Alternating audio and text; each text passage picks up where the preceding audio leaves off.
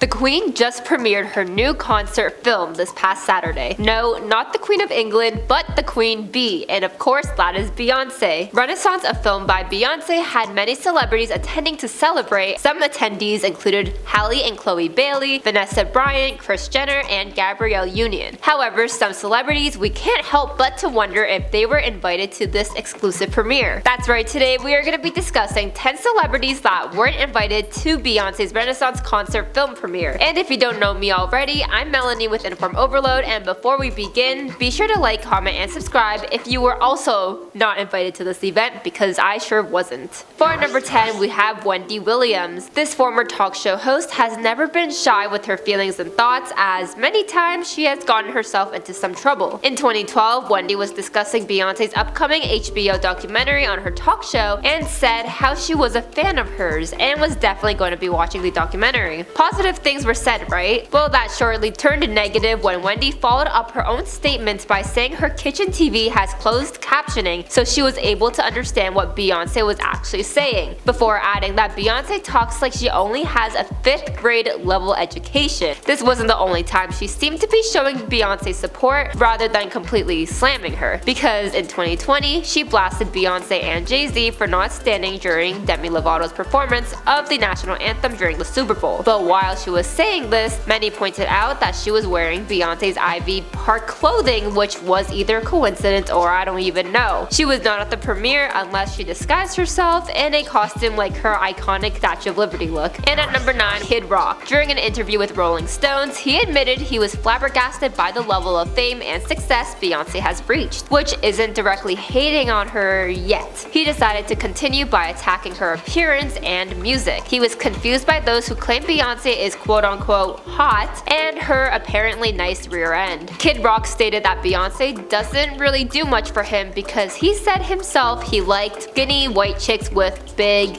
well, chicken breasts, if you see what I'm hinting at. Ouch. It seems like his opinions on Beyonce are strictly based on appearance, which she doesn't seem like his type. But no need to bash her for not being your dream girl. He also is confused how Beyonce can be as big as she is without having a viral song like Sweet Home Alabama or Old Time Rock and Roll, which of course gained negative attraction from the Beehive. At number 8, we have Blu Cantrell. No, we're not talking about Blue Ivy, but we'll be talking about that later. She is the ex-girlfriend of Jay-Z, and although exes of your partners don't always equal a feud, many can't help but to feel some sort of way. In one of Blu's songs titled SOS, also known as Tell Me Where You Are, she sings about how she felt like she was left to be perished by the rapper. Not only that, but she believes the couple wanted to end her career and even physically harm her. In 2014, she claimed someone tried to poison her with gas, which some believe was done by the couple. Not only was this drama because of Jay-Z,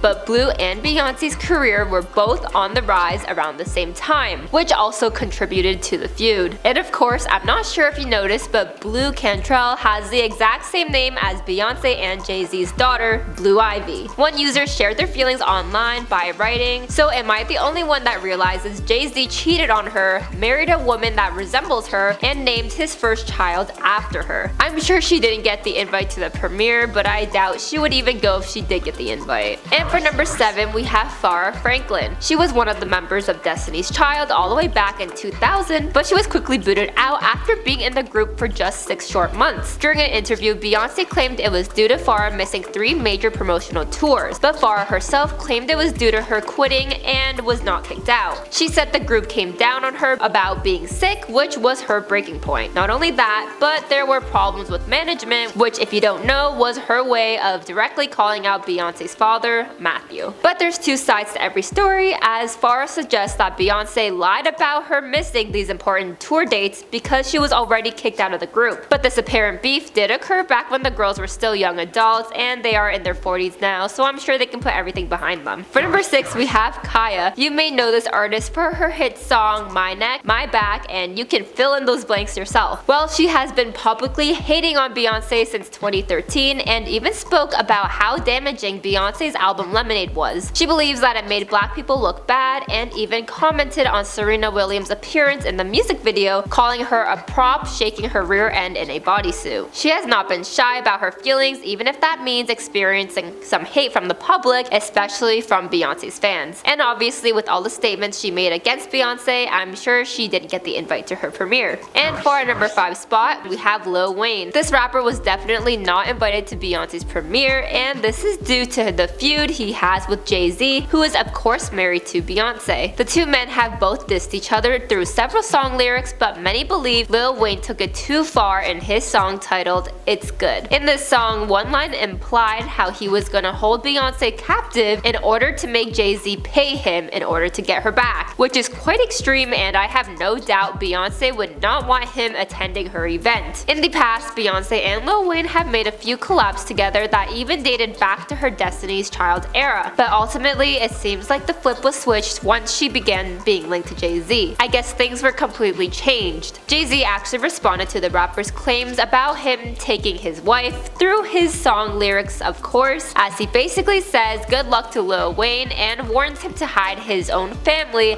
as they'll be wearing black, ready for that war. And for our number 4 spot, we have Rudy Giuliani. This mayor of New York City from 1994 to 2001 has joined this list of celebrities, as he has also shared strong feelings about the singer. In 2016, Beyonce made an appearance for the Super Bowl, and his views on her performance were quite outrageous and terrible. He believes Beyonce's halftime show was a platform to attack police officers. His direct statements read, "This is football, not Hollywood," and I thought it was really outrageous that she used it as a platform to attack police officers, who are the people who protect her and protect us and keep us alive. And what we should be doing in the African American community and all communities is build up respect for police officers and focus on the fact that when something does go wrong, okay, we'll work on that. But the vast majority of the police officers risk their lives to keep us safe. Let's have a decent, wholesome entertainment. What are your thoughts on Rudy's statements? Truthfully, I've never watched Beyonce's performance, but I'd love to know what you thought if you did see it. And for our number 3, we of course have Donald Trump. I'm surprised I didn't expect him to be on this list, especially because he has been known for speaking his mind. In 2013, Beyonce was a Super Bowl halftime performer, and Trump was far from impressed. He actually was hating her performance so hard that he was surprised others weren't complaining as well. He referred to her performance as suggestive and scandalous before adding if he had danced like Beyonce, it would have been referred to as a national scandal. Well, I wouldn't necessarily say I would watch Trump perform the way Beyonce does, but not only that, he even attacked Beyonce and Jay-Z for supporting his opponent, Hillary Clinton, in 2016, claiming he didn't need America's power couple because he believed Hillary wasn't able to get a crowd, which is why Beyonce and Jay-Z stepped in. Trump also feels a double standard between him and Jay-Z, as the public complains when Trump uses certain language, but Jay-Z is able to throw these words and even worse ones out, and the world still points their fingers to criticize Trump. I mean, some may argue it is due to Trump's position at the time as running for presidency compared to Jay-Z's career in making music, but who knows. And for our number 2, we have Azealia Banks. This singer and songwriter has faced controversy in the past for multiple reasons, one of which was in 2016 she claimed she would never use a word that harms a specific community, but then in 2020 she was suspended from Twitter due to a transphobic rant, before rejoining again, admitting to herself that she can be a little bit messy. While in 2016, following the release of Beyonce's award-winning album Lemonade, Azealia was quick to respond to Ta-Nehisi Coates. Sorry, I definitely didn't pronounce that right, but anyway, she responded to her praise of Beyonce's work. She wrote,